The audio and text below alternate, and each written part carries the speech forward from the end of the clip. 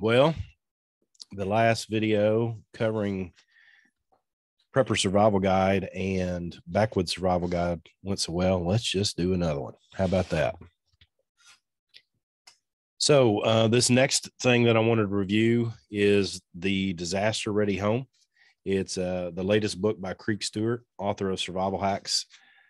Creek's book on hacks have been really well received. Bug Out Guide. He actually signed this one for me. So pretty cool. And he also sent me a nice little Christmas card along with it, which I appreciated. Creek, I've worked with Creek on a few different projects, and there's something in the works right now that we're working on that might be really big. So he or I or those that we're working with will tell you more about that as it comes along. But I did want to take a look at this book. I know here's what I think Creek brings to the table that is difficult for other people to bring to the table, including somebody like me. So Creek's done some TV work for the Weather Channel, and I think it's his latest effort that has really, in my opinion, enhanced his ability to share information with others. So meaning, and I don't remember the show. I've only watched it a couple of times. I've talked to him about it numerous times, but basically the premise is that he goes to, I think it's SOS Survival or something like that. And he goes to different areas that have experienced disaster readiness, sometimes during, sometimes directly after some of these disasters. And he interviews people about what happened there and how to better equip ourselves for it. I think those experiences, because I've talked to him at length, I think I interviewed him for the Survival Show podcast some time ago about that work. That has helped to inform him as much as anything he's done in a long time. I'm not speaking for him. I'm speaking for me as an outsider looking at him and the information he provides. I think that this book is a product of that, meaning how do you get your house ready for disaster? We're not talking about a wilderness survival event. We're talking about man-made or natural-made disasters that happen, and you need to take care of the greatest shelter you could ever have, and that's the one you live in all the time. How do you prepare for that? Since we just recently had these tornadoes here in Kentucky, this kind of concept's been heavy on my heart and on my mind about how to help people.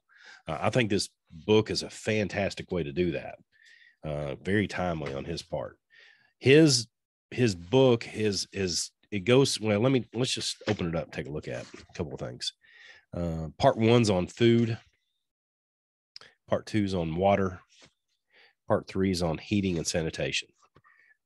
I don't think you can pick any more important topics. And one of the topics that I like to go to first, believe it or not, is, whoa, check that out. Off-grid bathroom. How are you going to take care of the poop? How are you going to take care of all that? That is a mess, because I think this is one of the most overlooked aspects of disaster readiness in the home is when the grid goes down, if the water's not flowing, if the electric's not moving the water and all the things that go along with it, how are you going to get rid of all your feces? Because it's going to take a family of 4 in a house, for example, to fill up a toilet, if everybody's using a toilet, in about a day, you all. So if you don't have the means necessary to remove feces, then you better start figuring that out. So he's got composting and sawdusting type opportunities. He's also talking about gathering water from other sources, because as you know, you should be able to take water from any source that you can use it, even if it's dirty water, put it in the back of the toilet and it's still going to flush in most instances. Okay. And I'm going backwards in the book. Off-grid heating. I don't know if you can see these or not. It's not showing all the whites kind of getting washed out, but off-grid heating, he's talking about fireplaces and when you have them, how to collect firewood, how to store firewood, basically kerosene, other fuel sources that you should store in your home for off the grid, electricity's down type of heating.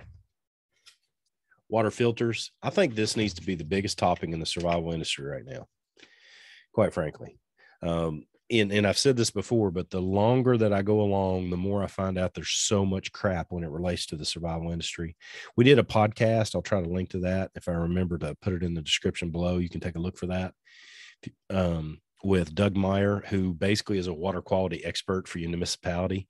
And it's just eye-opening to water quality and the things that go along with it. So that's something you need to listen to as well. But Krieg does a pretty good job here. One of the things that he does is he talks about the prices of different items. And so, going into it, hey, I can afford this, or no, I can't afford this. So that's just an overview look at the disaster ready home. I'll have a link for the Amazon connection to this book in the description below, and you can see more details on that link. If things hold the way they usually do, the description's usually written by the publisher, so it'll have that commercial artsy fartsy sound to it, but it'll give you the best idea of what you can with what's going on in this book. The Disaster Ready Home by Krieg Stewart, a step-by-step emergency preparedness manual for sheltering in place, which I think is absolutely critical for our understanding in today's world where we're dealing with natural and man-made disasters. Hope it helps. As always, looking forward to sharing more information from the desk here at Nature Reliance School headquarters, which is an upstairs bedroom, which is also where we have storage for a lot of our supplies, as well as where the store is residing. So if you're looking for a t-shirt, a hat, or a hoodie, or any of those things, then check out our store and you can help support what we're doing. And we greatly appreciate you. Come on, join in. Let's learn together.